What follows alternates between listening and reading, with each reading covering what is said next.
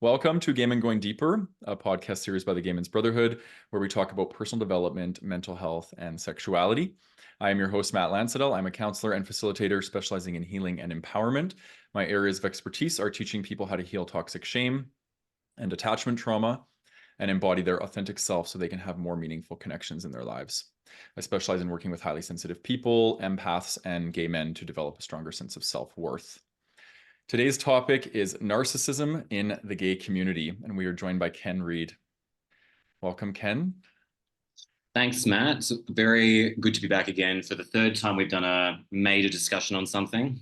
Yeah. This is your first time on Game and Going Deeper, but you've been a guest on my other podcast twice, so I was looking forward to having you on here to unpack this topic. I thought about doing this topic. You're the first person that came to mind. I was like, okay, let's unpack this.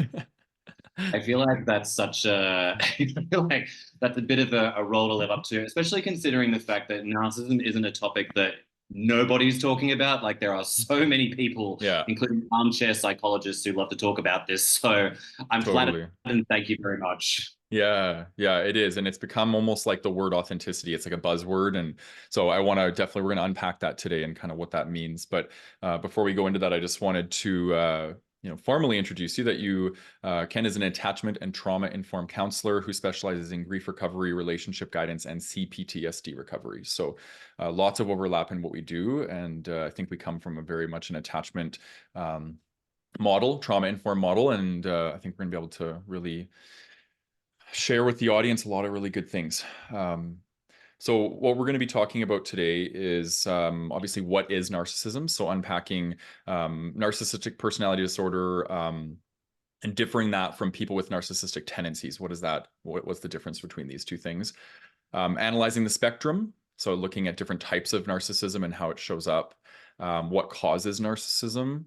What might be or why might it be more prevalent for gay men? And kind of might is a strong word there because I want to highlight that I've never come across any studies that show that within the gay community there's higher incidence of narcissistic personality disorder, but from my own personal perspective, and I'm sure you'd probably share that same sentiment, Ken, that we see higher incidence of narcissistic traits in our community. So that's what we're going to be primarily talking about. How does it show up in the gay community? So again, more adding on to that conversation. Dating a narcissist, what would it look like? I think this will be an area where you'll be able to share some really good stuff because I know you do a lot of this work in your practice in that people that are recovering from dating, whether that be narcissistic people or avoidant attachers or whatever that might be. So, and then how can we deal with narcissistic people? Is how we'll wrap up the conversation. What are some things we can do to make sure that we are informed and protecting ourselves against people that don't have our best interests at heart? Okay, so the first thing I want to say off the top is we're not here to condemn or further pathologize people. Really, this is about spreading awareness of what this might mean. So like I said, there is people that actually are clinically diagnosed with narcissistic personality disorder. And then there's, the whole spectrum of people that have traits. And from my perspective, I think most human beings have some form of narcissistic traits. And if we're looking at that, it could be things like selfishness, egotistical behavior, self-absorption, gaslighting, manipulative, vain, like these sort of qualities that would lump in to narcissism. I think a lot of human beings exhibit these. So we want to spread awareness of both. So if you look at the DSM, where narcissistic personality disorder would fall under would be under personality disorder. So it's called cluster B personality disorder. So that would include antisocial, borderline, histrionic, and narcissistic personality disorders. So the common thread among all of these personality disorders are going to be difficulty in regulating emotions and behavior. And usually, from my perspective, through the lens I look at this through, it's usually caused by childhood trauma. So we're going to be unpacking that a little bit further as well. And there is a big overuse in the term narcissistic. I hear it a lot. It's like, probably if you type that, that's probably one of the biggest searches on YouTube and Instagram. So we want to really unpack what that means. Again, having narcissistic personality disorder and the traits is going to be different. So we're going to unpack that. And then I just wrote down here, narcissistic people are severely traumatized people. They tend to have been relationally injured, and they develop narcissistic personality traits as an attempt to keep themselves safe through only thinking about themselves. So I view it as a severe form of self-preservation, or a preoccupation with self with no regard for others. So it's just a very, very, probably at the time, adaptive strategy used when they're growing up in these really toxic or chaotic home environments where maybe there's abuse or significant forms of trauma. And they develop this overinflated sense of self as a way to protect in that environment. So I try to look at it through that lens. I have worked with people on this spectrum throughout my career. I did work at the jail for a few years, so definitely you see that type of, or these type of cluster B traits in the jail, and there's always an underpinning of trauma in working with these individuals. So it's I try my best to lead with compassion as much as possible, but sometimes the behavior of these people can make that really hard to lead with compassion. So. And I want to just read the criteria here. So the DSM-4 and DSM-5 criteria for personality disorders, which for those of you who don't know, that it's a diagnostic statistical manual that's used by mental health practitioners to diagnose psychopathologies, really, at the end of the day. So basically, it's a pervasive pattern of grandiosity in fantasy or behavior that is characterized by a need for admiration, a lack of empathy, beginning by early adulthood and present in a variety of contexts as indicated by 5 or more of the following. So it has a grandiose sense of self-importance. So they exaggerate achievements and talents, expecting to be recognized as superior without consummate achievements. Is preoccupied with fantasies or unlimited success, power, brilliance, beauty, or ideal love. Believes that he or she is special and unique and can only be understood by or should associate with other special or high status people or institutions. Requires excessive admiration. Has a sense of entitlement. So unreasonably expectations of especially favorable treatment or automatic compliance with his or her expectations. Is interpersonally exploitative, so takes advantage of others to achieve his or her own ends. Lacks empathy, is unwilling to recognize or identify with the feelings and needs of others, is often envious of others or believes that they are envious of him or her, and shows arrogant, haughty behaviors or attitudes. So for myself, I characterized it by 3 E's. That's just a very easy way that I categorize it. So lack of empathy, entitlement, and exploitation. Usually those 3 things all have to be present in order for someone to have NPD. And just to note that it is tough to diagnose due to a lack of self-reporting, self-responsibility, self-awareness, and shame, usually. So people that have these characteristics that are not able to have self-awareness or take responsibility for themselves, they would never go to, say, a psychiatrist to get diagnosed. So diagnostics are low, incidence probably higher because of this. Just important to understand that. So yeah, narcissistic personality disorder requires self-reported disturbances in 2 major domains. So that would be social and occupational. So within your interpersonal relationships and or work, in your work situation. So you'd have disturbances in these areas. People that do have enough enlightenment to be able to go, if they have this as a pathology, they would go to a psychiatrist and they would likely be reporting high incidence of social and occupational disturbance, just to make that clear. And then there are different types of narcissists and different types of narcissism. So I want to pass it over to you, Ken, to just give us a bit of a rundown on what different types of narcissism are there. Sure can. So firstly, thank you for explaining the dimensionality of narcissism based on your own lived experience and also the DSM-5. I think one of the biggest challenges people have when it comes to interacting with individuals who they suspect might have, at the very least, narcissistic traits is the fact that People with strong narcissistic traits or NPD, can be very different in the way they show up. And if you look at it just exclusively by the DSM-5, then one of two things is going to happen. Everyone's a narcissist, including yourself, or you end up just feeling like, yeah, but they don't do exploitation of others. They don't seem really haughty and they don't seem really charismatic. So maybe they're not a narcissist.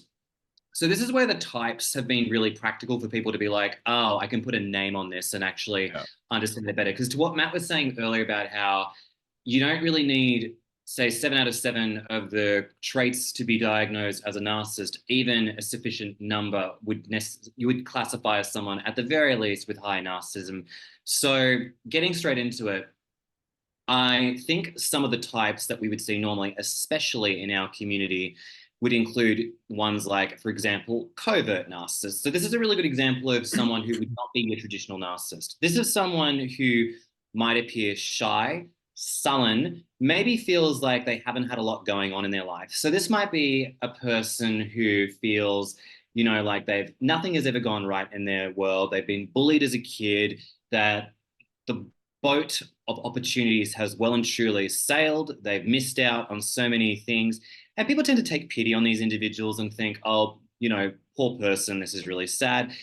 But as this individual starts to get to know this person with covert narcissism, they may start to realize things very late on in a relationship, sometimes like 6-10 years down the line, where they realize this person actually isn't doing anything to get better. They always seem to be in this victim mindset. They don't seem to be seeking admiration and also getting, tons of attention from other people. What they do is they need to feel constantly like they're getting supply from people that are closest to them saying, oh, woe, pity is you. You've had such a hard life.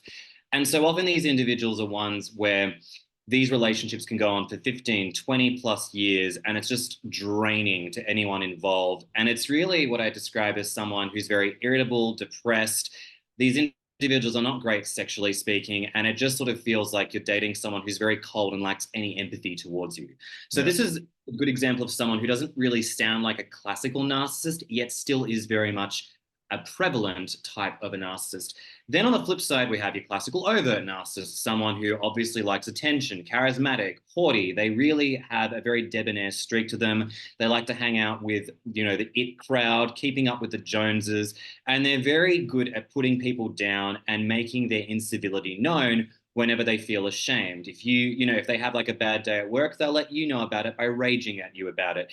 If they're not necessarily getting a promotion that they thought that was entitled to them, they will be in a complete meltdown over it. And it can feel like you're going through a blitzkrieg that you didn't even ask for. And then on, another type of narcissist that I think we would definitely see in our community is more of a somatic narcissist. So this is someone who is very self-obsessed with their body, but I want to make it very clear. I don't mean self-loving in accepting of their body. What these individuals would do is manicure, perfect, and commodify their body to try and get validation from others. So we typically see this from people who are fitness models, bodybuilders, and I want to make it very clear, not every fitness model or bodybuilder is a somatic narcissist, but individuals, might be drawn into those professions because it means they get tons of external validation through social media because of their appearance. Many people have thought, oh, maybe these individuals are just sex addicts, but they're not. They're more interested in conquest, going out and getting validation through their appearance, and then also brutally discarding people along the line. You might find that these individuals, if they ever were treated for sex addiction, nothing really changes because their primary motivator is not one of loneliness and also feeling like they're not good enough and dealing with a lot of emotional stuff. It's actually a drive to, feel better about themselves through external validation. So it's very different from sex addiction. Yeah. And then you've got things. I was going to say maybe even to alleviate shame, right? Because a lot of people go into this low self-worth caused by shame. Let's post pictures of ourselves and get all this external validation as a way to do that, right? So just wanted to point that out as well. It's a good point to raise because I was going to say, I think we all to a degree, post pictures of ourselves every now and then, but a few photos of ourselves does not mean a chronic habit. And also, a disrespect for others, especially romantic partners as well too. So I think that's where so much context comes into play with this sort of stuff. So you're absolutely on point with that. Yeah. Other types include communal narcissists. So these might be the individuals drawn to charities, religious organizations, wanting to show how holier than thou they are by, always showing up for particular people in need, for doing things, for others. But it's not really for the people in need. It's actually to demonstrate to others how seemingly good they are and getting external validation through their charitable efforts. It really doesn't feel authentic when you're around these folk. And if they're not getting their way and being praised enough for their holy Samaritan work, they often rage at the people around them. And then there's also your malignant narcissists, which are very close to your sociopaths, your psychopaths, in that they're very exploitative. They're very much driven by power, privilege, prestige, and they're individuals who can be very manipulative, highly paranoid. These are like the CEOs who are keeping tabs on what people are saying about them, the parents who are installing security cameras all over the home, monitoring what goes on your phone, constantly cross-checking so much stuff to make sure that no one is saying even a little thing about them at all, and then micromanage everything in order to make sure they feel like their reputation is intact. These individuals are very Machiavellian. So as you can see through some of the types that I've just listed, this is very big as a spectrum. There is no just like, oh, you're someone who seemingly has this charismatic attitude, therefore you're a narcissist. No, there's so many different dimensions to people with strong narcissistic tendencies or narcissistic personality disorder. Yeah. Good job. That was a really good job.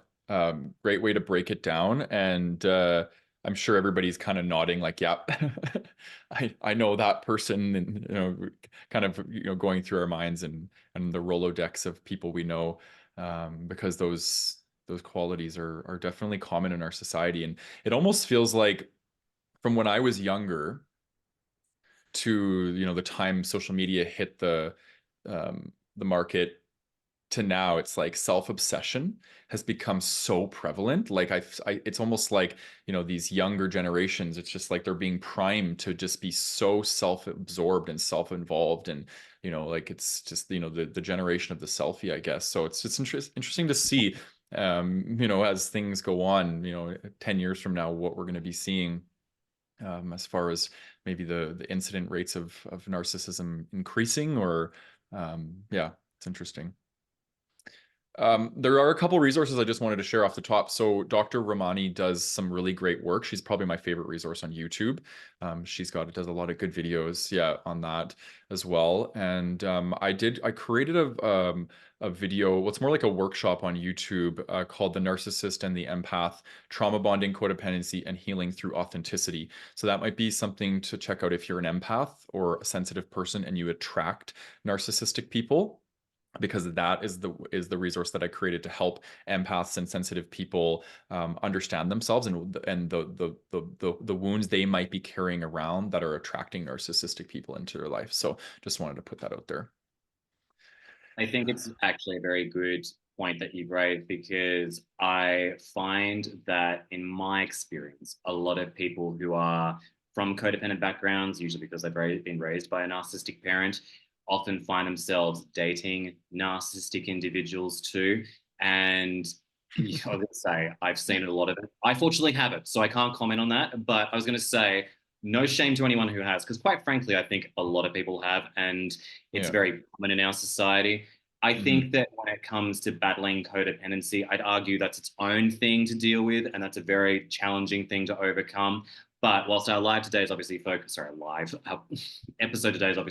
today on narcissism, I think it is one of those things where actually the first step of a lot of this is actually just acknowledging the fact that maybe there is a narcissist in your life, because stage one for a lot of all of this is just acknowledge reality. And for a lot of people, you kind of have to accept the fact that what you're dealing with is someone who is that way, and you don't really need to have the DSM-5 or a psychiatrist diagnose this person for you if it's really impacting your life. Totally, totally. And the way that a narcissist would work is they would come into your life and they would love bomb, and they basically, it's like the frog in the warm water and then it starts to boil. That's how narcissists work. They manipulate a situation so it feels like love, it feels real, and then all of a sudden it starts to shift very slowly. So before you know it, you're kind of under their spell, right? So interesting, but we're getting ahead of ourselves. I want to talk a bit about the causes of narcissism. So, from your perspective, I'm curious, what do you think causes narcissism?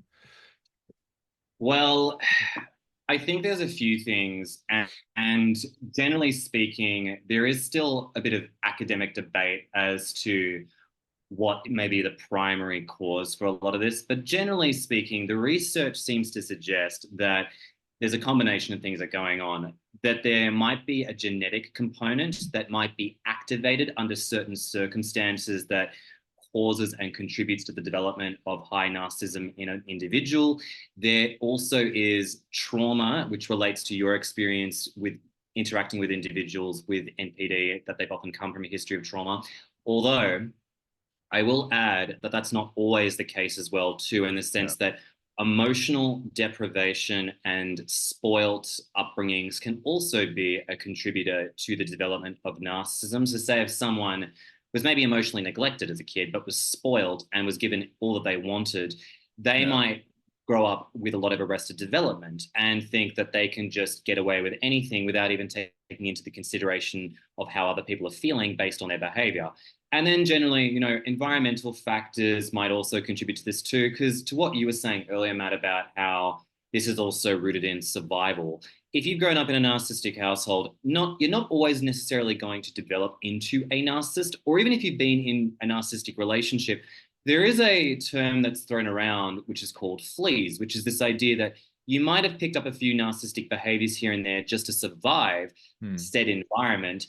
But again, it doesn't necessarily make you a narcissist, but it's still relevant to think about because our social environment can have such a huge impact on dispositions and traits. So it is important to think about that our formative years are arguably some of the most fertile ground for this developing. And I think even Dr. Ramani said, if you wanted to really get to the root of this and cut it out, you'd really want to start having some intervention when people are, very much growing up in their, teen years, because that can be where course correction can occur.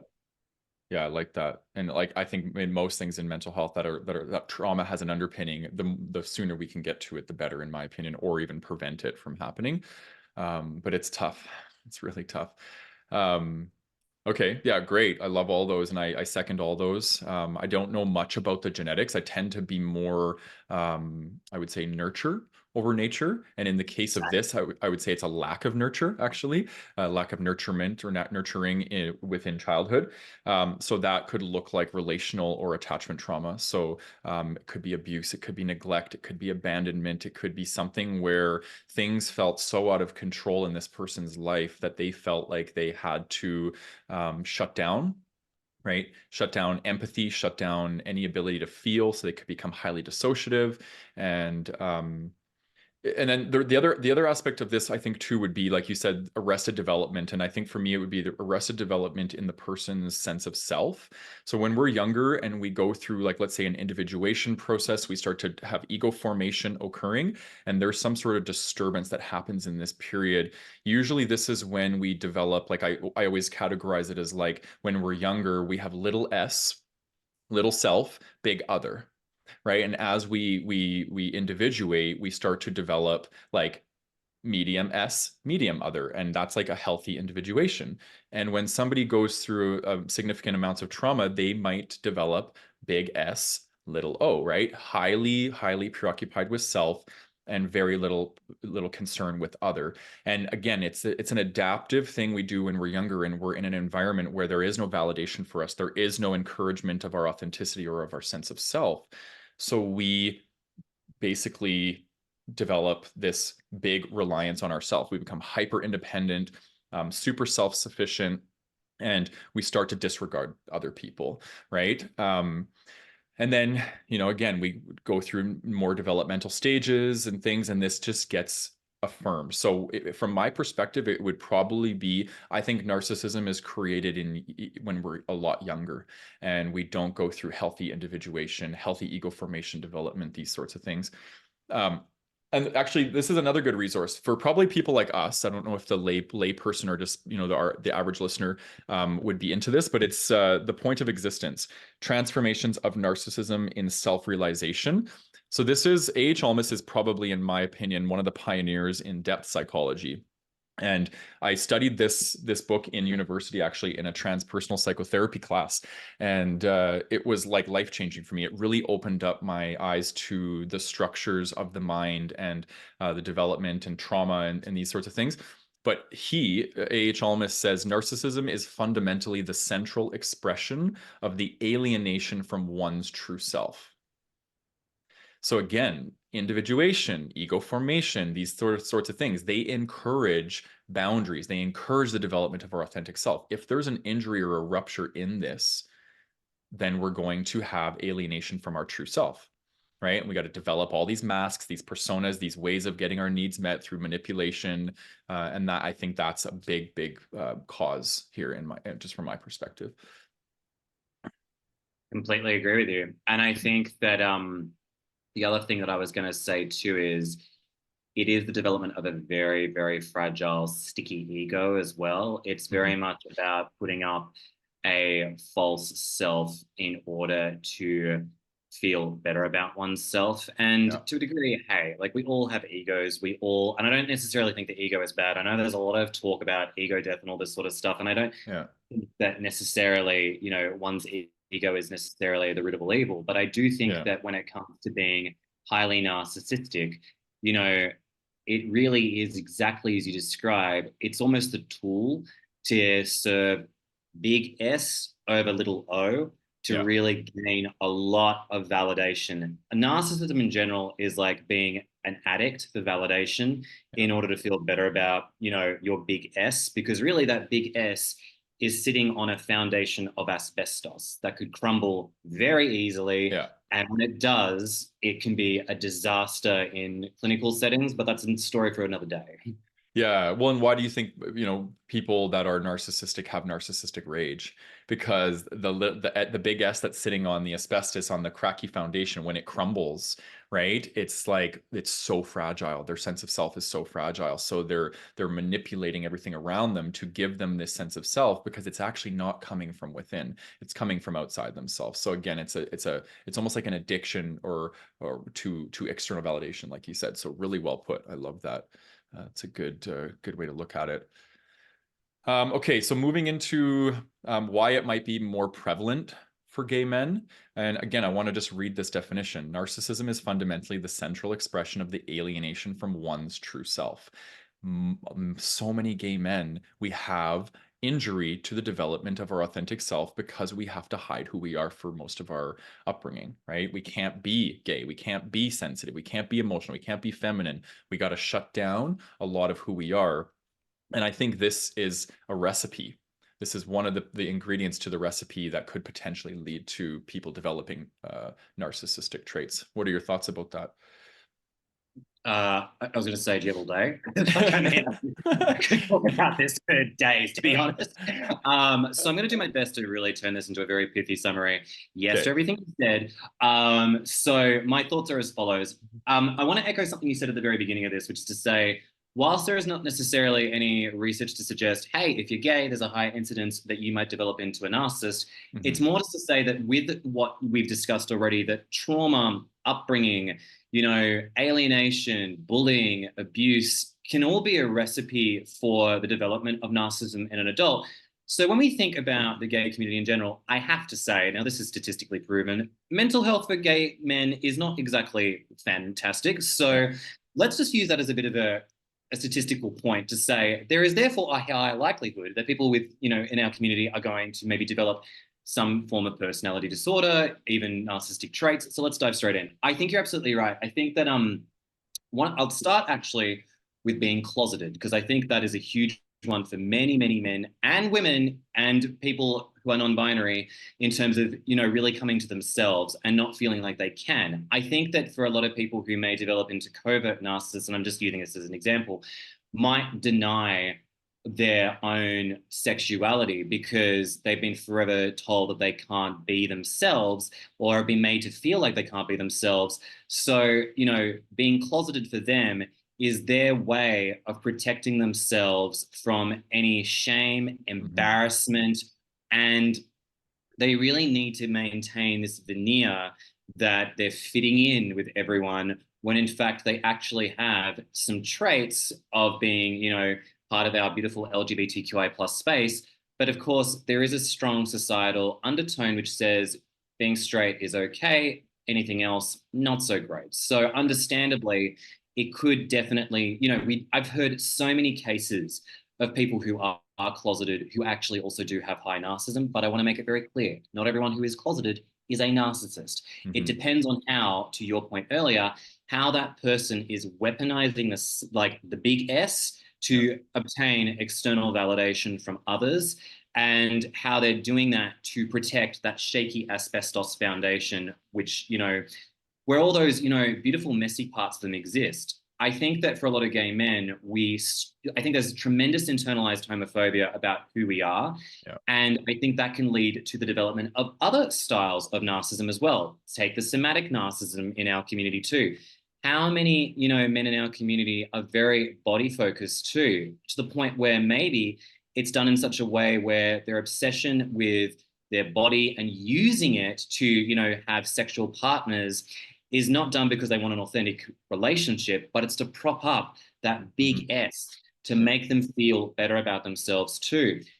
And I also think as well, now, everybody bear with me on this one. I also think the hyperfemininity and hypermasculinity of people in our community can also see a lot of people who are narcissistic too, because again, it's that representation of big S and how they show up that makes them feel safe. You know, you have people who are on very big pendulums of how they represent themselves, and they may show up incredibly antagonistic, be putting people down, exploitative, and creating these power structures with their friends in order to feel better about themselves. And honestly, it can feel like you're back in the schoolyard. Yeah. And so, generally speaking, I think our community definitely sees a lot of narcissism. Yeah. Yeah, I agree. And you know what you were saying, and again, I'm not generalizing and lumping all into this, but drag queens and like seeing, you know, going to drag shows and seeing the way that they can be so catty and so mean. It's almost like an alter ego they've created so they can express some of this energy that's inside of them around, maybe it is the rage, you know, the gay rage that is not, it's being repressed, right? The anger that we all have, that we didn't get to be our authentic selves. We didn't get to date. We didn't get to have sex when we were younger. So we have a lot of this pent up energy inside of us, and that can manifest definitely into narcissistic traits and qualities in people. So, and then, you know, again, I would probably say too, like, I put the 2 points I put. What, we become masters of disguise and learn to manipulate the world around us to feel safe. And again, what do narcissistic people do? They manipulate. That's one of the biggest qualities, right? And they disguise themselves and they show up as X when they're really Y, and they, right? So there's this energy. So again, that can really lend itself to the development as well. And then I think shame. For me, you know, everything always comes back to shame because I've struggled with it so much in my life. And I wouldn't say I was a somatic narcissist, but I would say I definitely, like, well, and I pathologically used my body for validation. So I guess you could say that at that point in my life, I was a somatic narcissist to a certain degree. And I felt very small. I felt like, you know, very, very little. And the only time I would feel good about myself was when I would get those likes or that validation, right? So I realized the fragility of my sense of self at that age. That was about 5 years ago. And I just went on this really long journey of healing and growing and learning how to love my body in isolation of a mirror or a selfie or these sorts of things. And it was a tremendous amount of work, but it's very, very doable. Yeah. So Can I just quickly interrupt you there, though, to please, say, yeah. Matt, that I don't want anyone listening to this thinking, oh, well, if you could do it, my partner, my family member must be able to overcome their narcissism too. Because I just want to say, Yeah. generally speaking, and I know we're going to talk about this, the research says higher than likely your chances is no. So Yeah. I just want to say healing narcissism, if it's like, put it like this, if it's not going to destroy you as a human being, your chances are you probably will be able to overcome it, but it's not for everyone. Yeah, yeah, I agree. And, I think one of the biggest characteristics, you look at the three E's, they have to be present, lack of empathy. So I've never once in my life had a lack of empathy. If anything, I've had to learn how to turn down my empathy because I feel way too much for people. So I know right there that I probably would not categorize myself as a narcissist, but definitely wounded and injured in my sense of self and needed to learn how to love myself and how to develop self-worth intrinsically and not just always extrinsically. So okay, so I think we've touched on this a little bit, but I want to just open it up in case there's anything else that you want to say as far as how it shows up in the gay community. Well, I guess outside of how it might show up in some of the types of men that exist in our community, I was going to say I probably don't have much more to add in terms of like the dimensionality, but maybe what I would say is that generally speaking, maybe I'll use your example because I think this is actually really relevant too. I think that for many gay men, I think generally speaking, we use external validation as a way to feel safe in our community. And, like what you were saying, doesn't make you a narcissist exclusively. Like you might just have this trait of yours that needs and thrives on needing to have people like you because you yourself have not been able to feel love. I think that for many gay men, narcissism is our ticket to feeling popular, to seemingly overcoming the trauma of what we had when we were growing up, when we were younger, and that as you called it, like that shame rage or that velvet rage that we often have. I think really comes out of us when we feel like it's so unfair. I never got to necessarily be myself and to do all these things that seemingly other people can do. So I think for many of us, and I can definitely say this for myself, I think there is a phase where we are living out our trauma, and that includes being, very narcissistic at times in order to try and feel big, in our surroundings. And I think that, for many of us too, it's one of those things where it can contribute to a lot of arrested development where we date very similar people. We end up feeling like we're just, never satisfied or at peace with ourselves. There's so much internal self-loathing. And I think that in a community that espouses authenticity and learning to love oneself, we ourselves are often the worst at it because our inner critics are just, tearing us apart. And that's only for, that's for general people. And then when you add actual people with high levels of narcissism and narcissistic personality disorder, these are individuals who are really, I think, it's almost like they weaponize their sexuality, they weaponize their selves, they weaponize their presence in the community to prop them up, because without it, they would have to face a very black pit inside of them, which is they've got nothing inside of them, that makes them feel good. And I think that when it comes to our community, I honestly think that it does incentivize the creation of narcissism.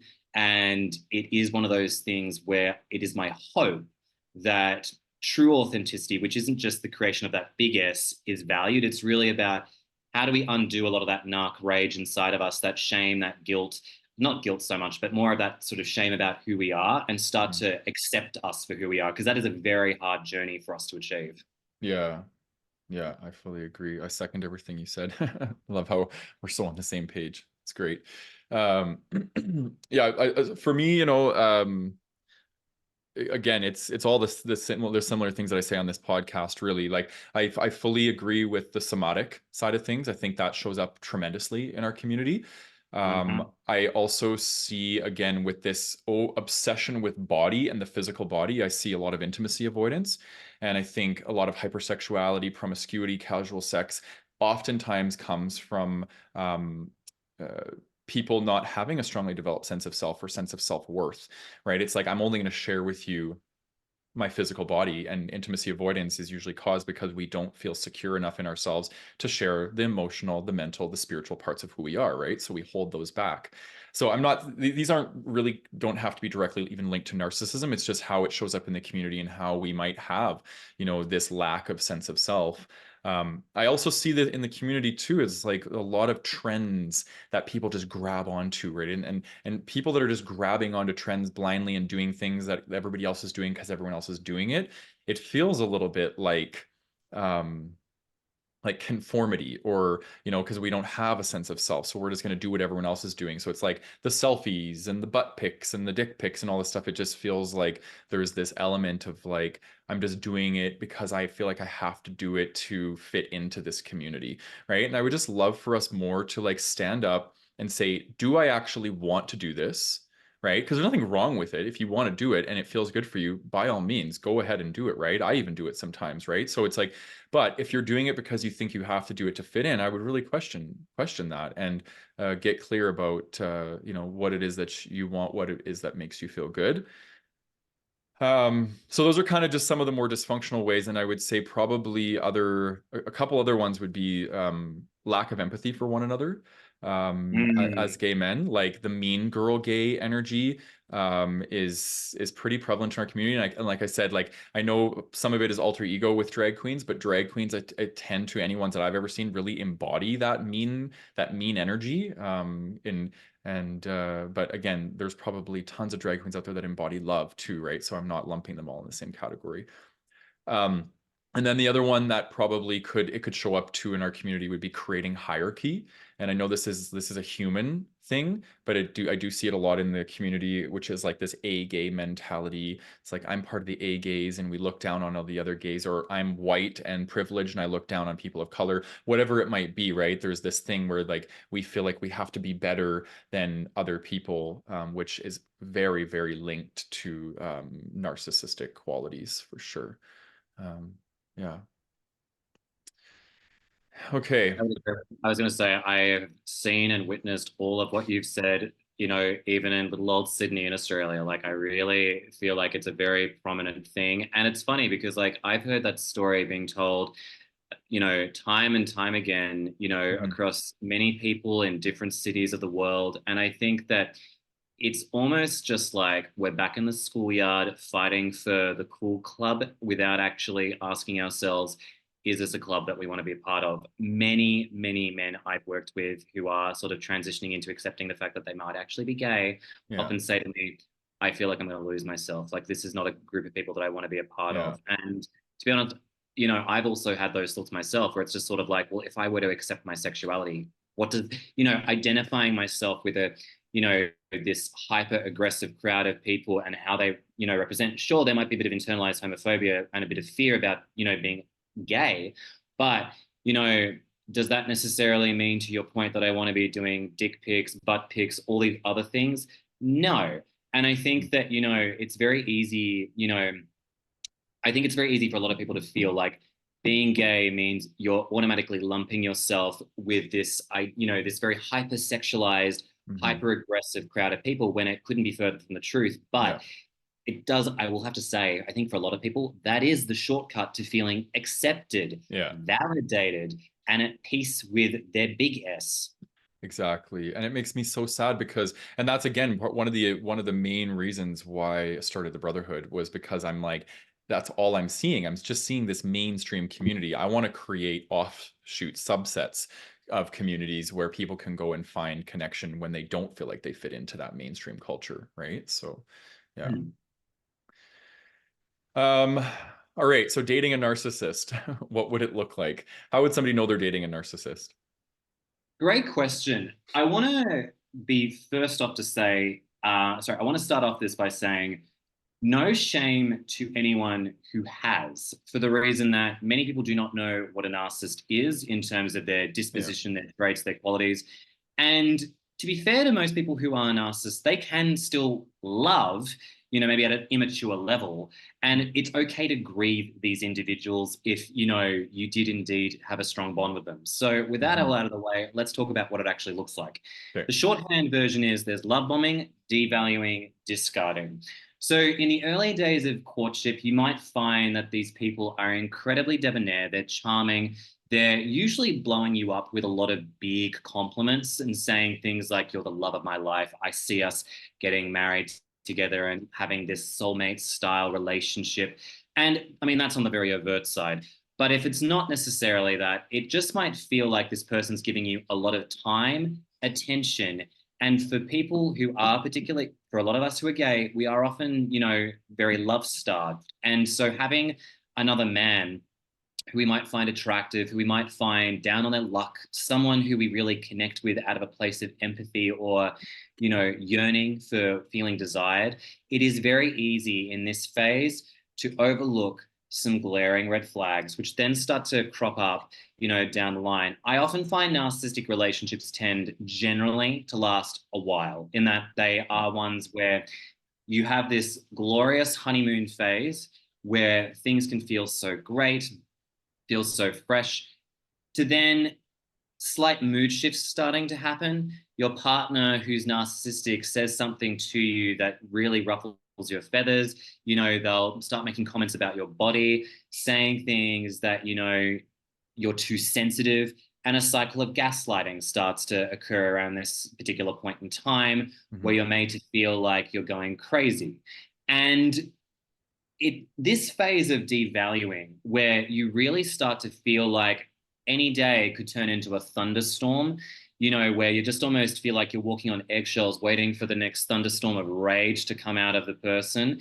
It's really this feeling of absolute terror that you don't know what day it's going to be with your partner, because one minute they're joyful and the next minute they're sullen and tearing you apart for being who you are. It's almost like they derive pleasure out of destroying you. And so you get these really nasty hot and cold cycles of intermittent reinforcement. And I want to take a pause here to say this is very addictive. For our brain, getting this amount of intermittent reinforcement is, akin to issues with codependency, being in a situation where you can't really understand what's right or wrong. Add in the gaslighting too. You often start blaming yourself for your partner's mood shifts and their behavior. And this can take a long, bloody time to realize it's not me, it's them. Yeah. And you can finally reverse that Taylor Swift song. And then as for the discard phase, now this doesn't always happen. Yeah. Sometimes sometimes they will have cheated on you, years ago and have had a litany of partners behind the scenes. Sometimes they'll have started a family without you. Sometimes, they'll just up and leave and, you'll be left wondering what the hell just happened. But usually you might be the one to leave them after getting so tired and burnt out with this. You might have a kid with this partner and see that they're abusing your child and are like, no way, I will not put up with this at all. You don't get to speak to my child that way, and you leave. But I think when people look back on it, generally I'd say the reaction is 50-50. They either feel devastated after being dumped or leaving the narcissist, or they feel relief. Like, thank God I'm out and I'm not putting up with that anymore, because it was just so much. And I find that generally speaking that, this, having been through this, and I imagine you probably felt this too, once you've dated one, you usually start to be like, holy crap, I'm starting to see narcs everywhere. It's like being in the Sixth Sense. Instead of seeing dead people everywhere, you start to see narcissism everywhere. And you're like, holy crap. So this becomes a bit of a point where people are like, I need to start actually cross-checking the people in my life who are actually healthy and narcissistic, and maybe even ask myself the question, when you're ready for it, what am I doing to enable and allow these people in my life? Yeah. Oh my God, that's such a great segue to what I was going to say. Because I'm a firm believer of taking responsibility for ourselves. Early stages, it's easy to get lured in. Love bombing can feel like, oh my God, this feels amazing, right? But when we are healthy and we've done a lot of work on ourselves and we were able to identify red flags, we don't attract these people. So I think a lot of people who have trauma in their childhood and they are empaths or sensitive people, they end up attracting people who resemble the qualities that are in their family system, right? So if there was a lot of red flags in your family system growing up as an empath, you likely learned how to develop tolerance to these red flags. Okay, so what the work is that we need to do as empathic people is we need to actually decrease our tolerance to red flags. And we need to become more sensitive to seeing red flags, and we need to be able to notice green flags in people. So I'm a huge believer in that. I think, you know, if you're attracting narcissistic people into your dating world, I would significantly encourage you to look at yourself instead of blaming the narcissist and saying, you did this to me, how dare you? I would remove yourself from the relationship, if you know, and I would get into therapy, and I would start working on healing codependency issues, because that was what was getting me into dating guys that were scoring more higher on narcissism. Was I didn't have a very strong sense of self. My sense of self came from the relationship, and I was an empath without boundaries. It's like, that's the perfect recipe for a narcissist. That's exactly what they're looking for. Someone without boundaries, with high empathy, that will dote on them and is easily manipulated, right? It's like, so I love how you said that, because I think that's really important. And the gaslighting, you said gaslighting. I'm curious if if you wanted to share with the audience what that means. Sure. So gaslighting in its short form is basically attacking someone by invalidating their reality. And it's not simply just saying, I disagree with you. I think people get that twisted, and it's like, no, no, no, no, no. Mm-hmm. This is, it's a pattern, and it involves a lot of different steps.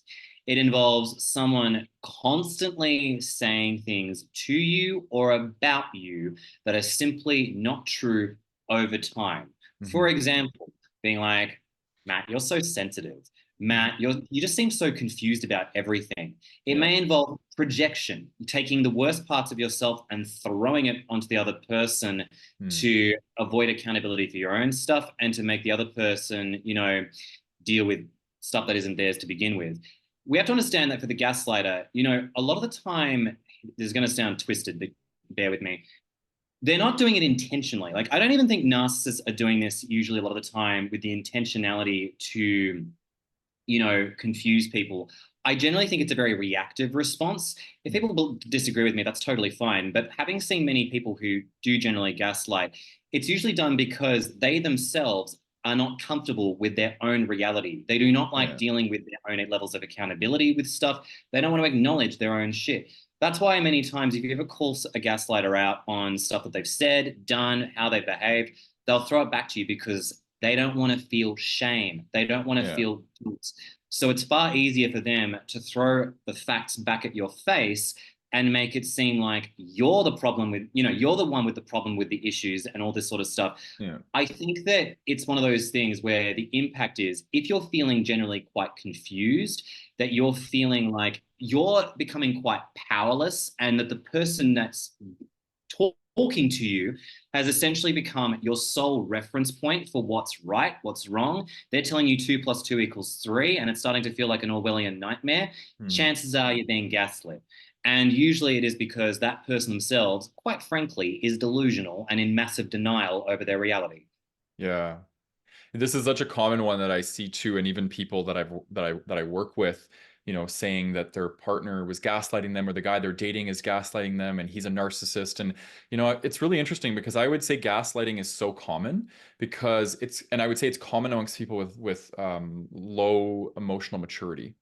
Because people with low emotional maturity don't want to take responsibility for themselves. So if they're wrong, instead of saying they're wrong, they will gaslight, and they'll try and contort the situation into saying, no, you don't feel that way. This is actually how you feel, right? So they're trying to manipulate the situation. So yes, it is somebody, it could be a trait in somebody with narcissistic personality disorder, but it can also just be general people that are not wanting to take responsibility for themselves, that are contorting their reality to make it more so they don't have to take responsibility for themselves. So yeah, I see it's quite common. It's very common. It was the Merriam-Webster word of the year last year, I think, or the year before that. So I'm not surprised that a lot of people have found this word and are like, oh my God, I know what it means and I get to use it. It's like, settle down, everyone. Let's actually use this accurately. I myself have used it inaccurately many a time. So, you know, there is a thing with that. But I'd also take this moment to say, for the record, and I know we discussed this even before we jumped on this, I see so many people calling avoidant attachers narcissists, and for the Yeah. love of God, they're not for the most part. And Yeah. that's a conversation for a whole nother day, but it really speaks to your point that I think we jump the gun too often and think, well, if they're gaslighting, they're a narcissist. If they're love bombing, they're a narcissist. Many people can do those behaviors and are still not narcissists. And that's why we need to really have a lot of critical thinking around this, Yeah. because having worked with many people who are, you know, who have been in relationships with people who, to your point, have clearly demonstrated low emotional intelligence, it's been very easy for me to go, yeah, this person doesn't sound like, it doesn't sound like the person you dated is necessarily a narcissist. It just sounds like they don't have a very high emotional intelligence. Yeah.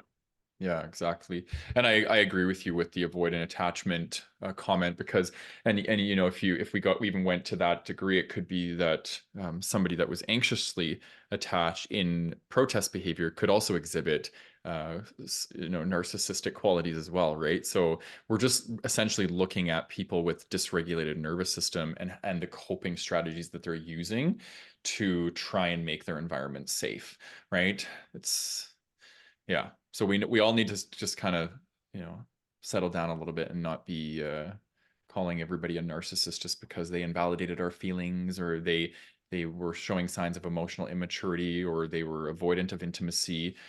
So we just have to be a little bit more discerning, in my opinion. Yeah. I completely agree. One of my favorite things about being in this space as a mental health worker is you really learn to value the word context. And one of my favorite things to ask my clients is, okay, how did your partner get triggered? Like in times during emotional stress, how did the shit hit the fan? Yeah. And if it's an avoidant attacher with severe avoidant attachment, usually it's when people get close to them and things are starting to get more vulnerable. That's when they back away. People Yeah. who are more anxiously attached, if they feel you're pulling away and it's quite severe for them, that's when their protest behaviors come out. And the thing is that, you know, insecure attachment can coexist with narcissism. So I think people think that, you know, it's separate when it's like, no, an attachment system has to coexist with this as well. Yeah. Yeah, I agree. I agree. And it's funny because the narcissistic person would never show to anybody that they have insecurity in their attachment, right? It's like that's the last thing you would see in a narcissistic person, but really all of the same qualities that you would see in insecure attachment also would show up in somebody that has NPD. It's very fascinating. 100. Hence why they have disturbance in their social and their occupational, interpersonal domains, right? In secure attachment, they don't know how to attach to people in a healthy way. So, um, okay. So, lastly, how can we deal with narcissistic people?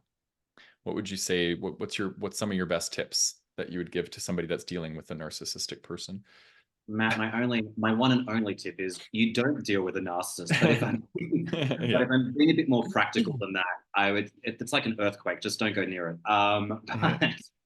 If we're in the center of an earthquake and we can't control the outcome, here's what I'd say. Firstly, being compassionate and kind. Say you're in a situation where you are dating a narcissist and your finances are tied up with them, that's a different story. So I think the first thing I would say to anyone, regardless of your circumstance, is radical acceptance. Please understand and respect this person for who they are and how they show up.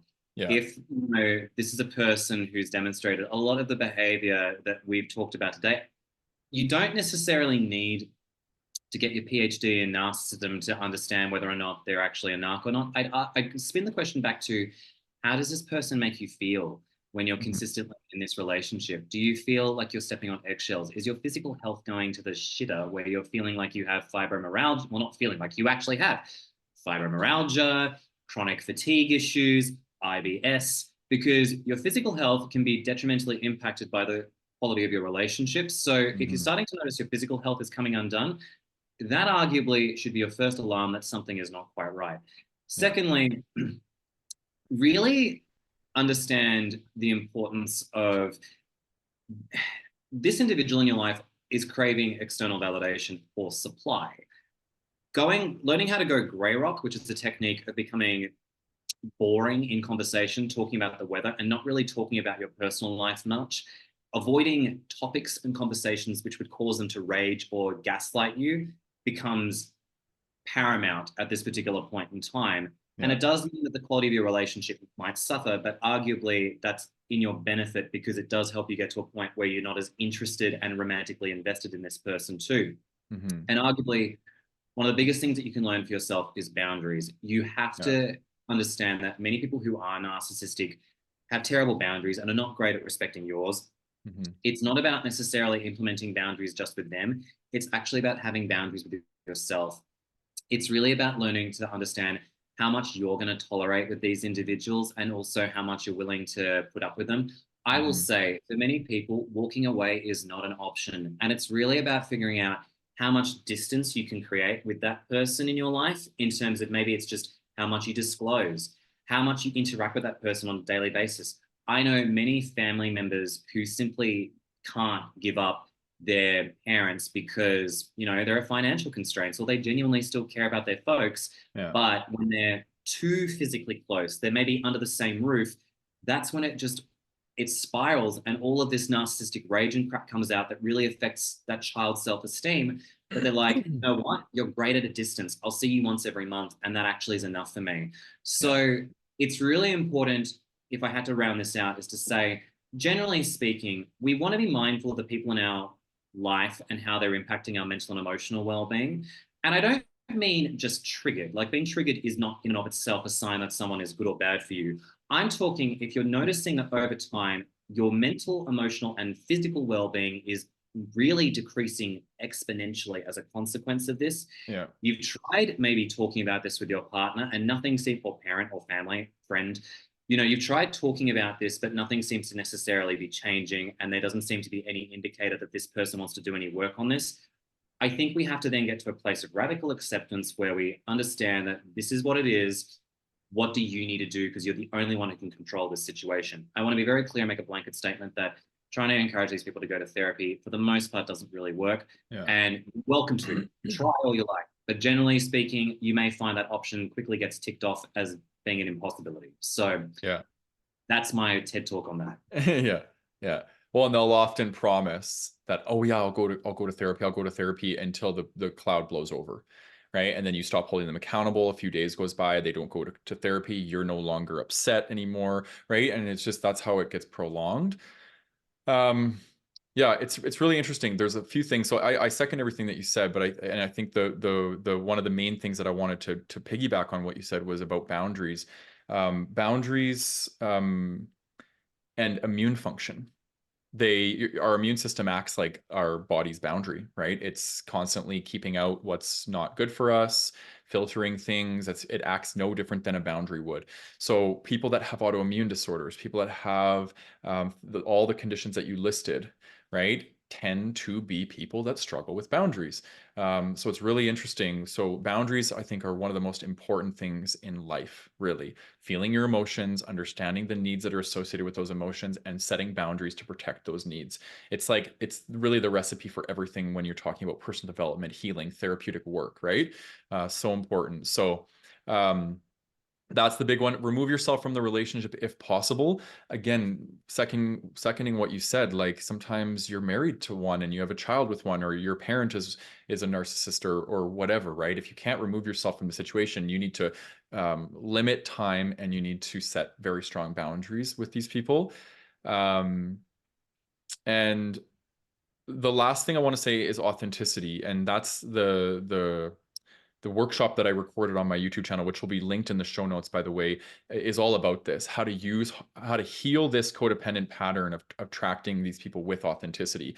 A narcissistic person, the anecdote to them is authenticity, is somebody who has boundaries, who's feeling their emotions, who's real, who calls things out, who speaks up, right? A narcissistic person will never want to be around somebody like that because they know they can't manipulate them and they can't control them. They can't gaslight them because they trust their own intuition. Like so really doing some work on becoming boundaried, speaking your truth, not people pleasing, these sorts of qualities, really, really important when dealing with a narcissistic person. Yeah. Couldn't agree more. I think if I had to round my piece up on this is just to say that, you know, when it comes to becoming more authentic and being more vulnerable, it's going to save people so much time and effort in so many areas of their life, because especially if you're looking to date again after being with someone who is highly narcissistic, Yeah. the more you overcome codependency, if that is something relevant to you, if you learn to also work on yourself and also go on a journey of becoming more self-accepting, self-loving, if the term, sits with you, it's going to help so much, because I find people with insecure attachment, people with narcissism are very allergic to particularly vulnerability, boundaries, because it often shines a light on areas of them that they have not necessarily worked on. And to be in a healthy relationship requires being seen, validated, vulnerability. And if you someone who doesn't feel safe being exposed and vulnerable, you're probably not going to want to be with someone where you fear they might reject you. So generally speaking, getting healthy and taking the time to work through this, as Matt was saying, is such a pathway to many great things. It's cliche, but there's truth in it for a reason. Yeah. Yeah, exactly. Yeah, and I know this is an area that you specialize in, same with me. So if you're somebody that's attracting narcissistic people, and you're looking for support in how to develop some of these qualities, learn how to stop people pleasing, develop a strong sense of self, self-worth, authenticity, these sorts of things, don't hesitate to reach out to Ken at kenreidcounseling.com.au. And I'm sure you have other resources on your website too, if you're not taking clients or whatever. But anything else you want to say to the audience before we wrap up? I guess what I would say to everyone who is listening to us today is to respect that everyone is at very different stages of their journey with this, meaning you might be someone who's in a narcissistic family, dating a narcissist. You yourself might be listening to us being like, oh shit, I'm worried that I am a narcissist. I want to just say, generally, most narcissists will not self-reflect. So if you are self-reflecting on this and are actually willing to take steps to work on this, I wanted to say hats off to you, because it is not an easy thing to do, but it will actually help you in so many areas of your life. Yeah. I think that the key thing to understand when overcoming this is that it's not pleasant, it's not easy, but I would also, the last thing I'll say is I would not do this alone. And it's not me trying to throw in a sales pitch to be like, work with me and my team. It's more just to say, please speak to professionals about this, to talk about it. You deserve a support team who can help you. If that is not a possibility due to financial constraints, I totally get it. Self-education. Look at, resources like Dr. Ramani, Sam Bankin. They're people that I've quoted and even referenced even through today's live as well too. Wow, Jesus. Episode. The point is that you can do a lot on your own as well to educate and understand a lot of this stuff and to help yourself, work on this sort of stuff too. But don't be closed off to seeking professional help if it's necessary. Yeah, definitely. And whether you're on, we'll call it the victimhood side or the perpetrator side, whether you're struggling with narcissistic personality disorder or traits, or you're like an empathic person that's attracting that, seek out somebody that is trauma trained. I think that's really important, because it'll always come back to working through trauma, in my opinion. So great. Well, I want to just thank you for coming and sharing your wisdom with us and spending an hour. And yeah, it's been nice. It's always nice to connect with you and exchange great conversation and wisdom and all the things. So yeah. No, Matt, look, thank you very much for thinking of me and inviting me to this, because as I said to you, I have two major feelings about narcissism. On one hand, it's my guilty pleasure topic. Talking about it too much, I'm like, oh God, now I just feel like I'm giving so much supply to this topic that I feel like I'm in a narcissistic relationship talking about this. But it is one of those things where it requires a lot of depth, nuance, and understanding. And I think people want simple answers for complicated things. So thank you for allowing me to spend this morning with you talking about it, because I gotta be honest, I really enjoyed it. So thank you very much for the interaction. Yeah, you're welcome. You're welcome. And for those, for the listener, if you have not joined us already, you can join us on Facebook at the Gay Men's Brotherhood. Come join us and even start a conversation around what this topic means to you. And if you're watching on YouTube, please leave us any questions or comments that you might have. I'd love to hear of any experiences that you've had in this topic.